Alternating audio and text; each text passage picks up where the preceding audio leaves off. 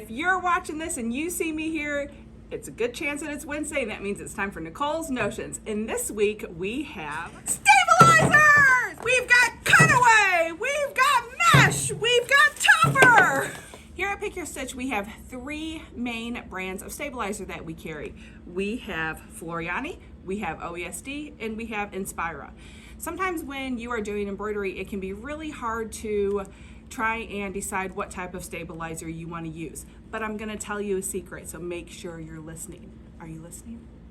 There are no rules. You can do whatever you want. We're going to share with you a couple of basic principles, a couple of guidelines, and if you watch all the way to the end, we have a really cool new tool that will help you make up your mind if you are undecided about what kind of stabilizer you want to use.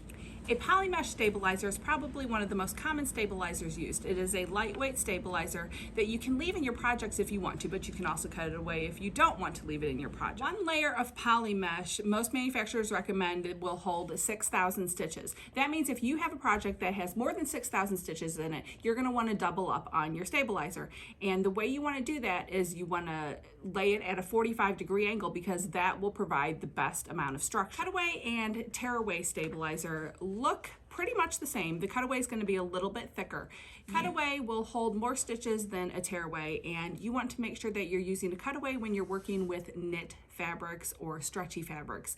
You can use the tearaway when you're working with non-knit fabrics because obviously when you go to tear away the stabilizer, you're going to pull on that fabric and you don't want to tear it out of shape. A wash away or an aqua mesh type of stabilizer is going to be used when you want to completely eliminate all traces of your stabilizer. As the name suggests, it will completely wash away with warm water. Now you can do this in a couple of different ways and it depends on what you're stitching and what your project is. The first is obviously you can run it under some warm water or you can actually throw it in the washing machine. There have been times when I have used this on the backs of towels and I just go ahead and when I'm done with the project I throw it in the washing machine and it washes completely away and everything is still there on the front and it looks gorgeous. Here is an example of a organza bag that Amy stitched out. Obviously organza is a very, very lightweight fabric, but adding the aqua mesh stabilizer will hold up with the thread perfectly, and when it washes away it gives it a little bit of a starchy feel so it stands up and it holds up really, really nicely. Another type of wash away stabilizer is a topper. You're going to want to use this anytime you're stitching something that has a pile to it. If you're working on a towel, if you're working on fleece or minky, something like that is when you want to use this type of wash away stabilizer. You can tear it away after you're done. You don't have to use water to wash away if you don't want. But what happens is this prevents your stitches from sinking into the fabric itself. It helps lay the stitches up on top. Now it is time to talk about our number one all-time favorite stabilizer, and this is the Pellon Shape Flex, also known as SF101. This is a fusible woven interfacing. This is something that I personally like to keep 2 bolts of in my house at all times because I'm terrified of running out of it. When one bolt is empty, it's time to order another one to make sure I don't run out. This is something that I use in all of my applique pieces. If it's going to be stitched on, this is getting put on the back of it.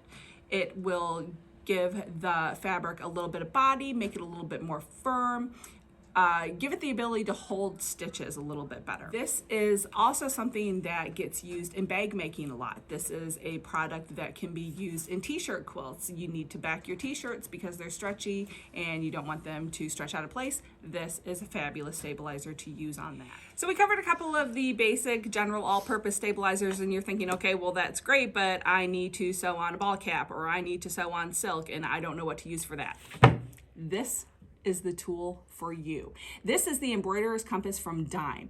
And let me tell you, this is a lifesaver. If you are somebody who can never make up your mind on what kind of stabilizer you want to use, you're constantly second guessing yourself, you want to get this tool. All you do is around this circle, front and back, there are all different types of fabrics and materials that you're going to be stitching on. All you have to do is, okay, let's say I want to stitch on gauze. I'm going to move it so the arrow points to gauze. Right here in this little box, it's going to tell me what kind of stabilizer it recommends that I use. Down here, it's going to recommend a needle type and size to me. And down here, it's going to give me any extra little notes or instructions that I might need for sewing on that type of fabric. It has caps, sweatshirts, fleece, velvet, satin, socks, denim, vinyl, anything you can think of, this wheel has it covered. Now you're probably thinking to yourself, well, that's great, but now I need to stock up on some stabilizer.